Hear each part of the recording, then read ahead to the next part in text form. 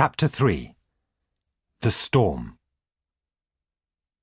A few weeks later, John hitched me to the small carriage. Squire Gordon came out of the house and John helped him up into the seat. I always enjoyed pulling the small carriage. It was a light carriage, and the high wheels sang as we drove along the road. It was a wet autumn day, and the wind blew dead leaves in front of us. It began to rain again. Soon we came to a little wooden bridge, and I could see that the river was almost level with it. "We've had a lot of rain, John," said Squire Gordon. "Yes, sir," replied John. "Look at the fields." Some of the lower fields were completely under water. We crossed the bridge, but part of the road was under water too. It came up to my knees. "I'll be as quick as I can, John. We must get back home before the rain gets worse," the squire said. The road went through a small wood, and at last we arrived at the town. We stopped outside an office, and Squire Gordon went in. He was in the office for a long time. As we waited, it started to rain heavily on my back, and the cold wind blew against me.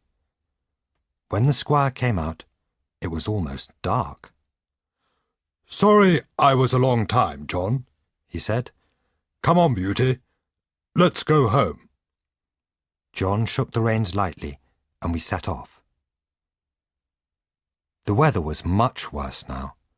When we came to the small wood, the trees were moving in the strong wind. "What a bad storm, John," Squire Gordon said. "Let's get out of this wood." "Yes, sir.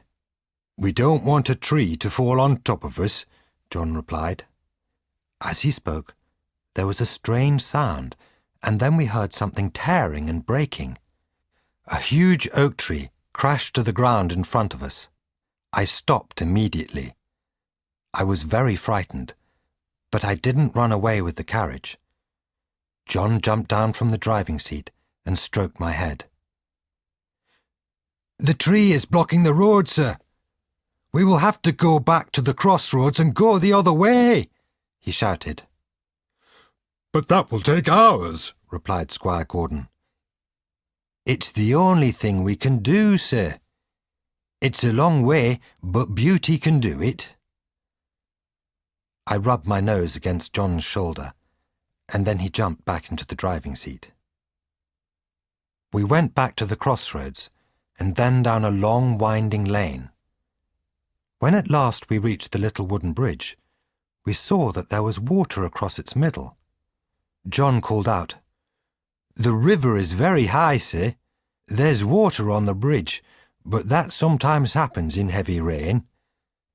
He pulled the reins and spoke to me. "Go on, Beauty. Take us over the bridge." As soon as I stepped onto the bridge, I felt that something was wrong. I stopped straight away. John jumped down again and tried to lead me across the bridge.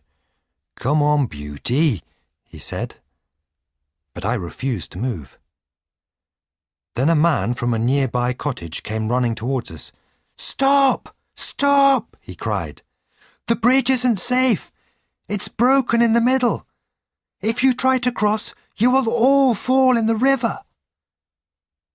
John put his arms round my neck. "You beauty," he whispered. "You saved our lives." Then he climbed back into his seat. As we trotted along the riverbank, the wind died down and the rain stopped.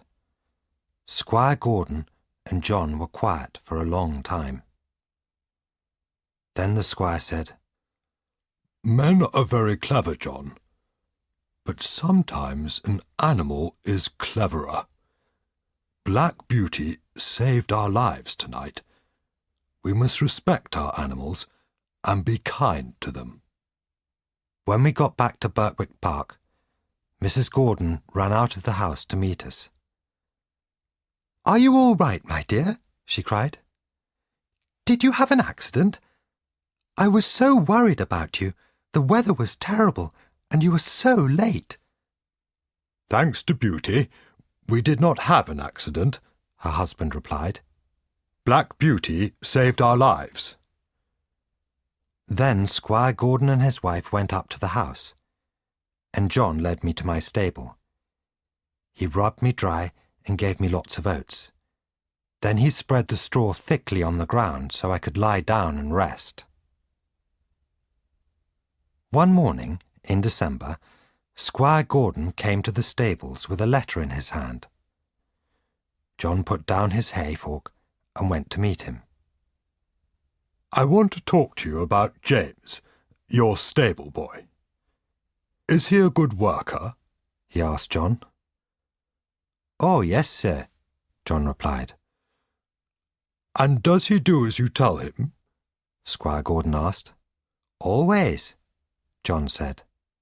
And the most important thing, if I may say so, sir, is that he loves the horses.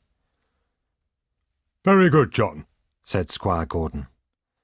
At that moment, James came into the stables. Put down your bucket, James, and come here, said the squire. I have got a letter from my wife's brother, Sir Clifford Williams.